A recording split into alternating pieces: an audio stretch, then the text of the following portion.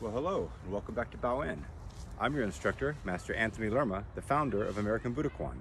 And today, we're going to be working on our basic 8 fighting guards. Assume your fighting position. Right. Once you're in your fighting position or stance, we have 8 basic guards that we want to work with. Our first fighting guard is a high guard.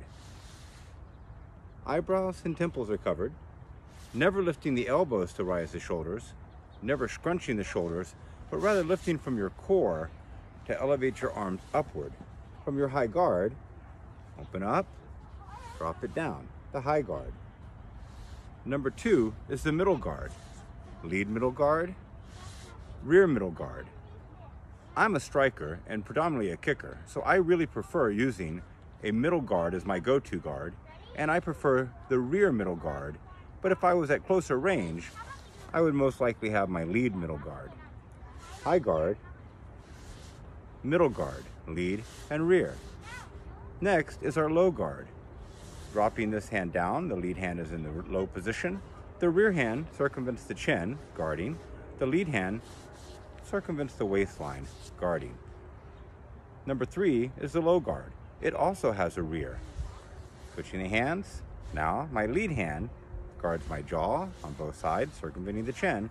My rear hand circumvents my waistline.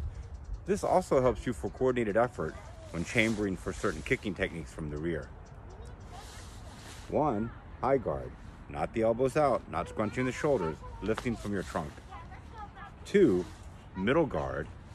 3, low guard. 4 is our crossing guard.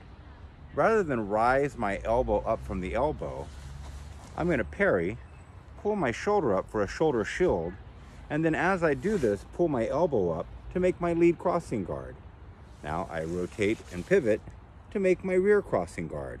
In any crossing guard, my top hand can check, my bottom hand can clear.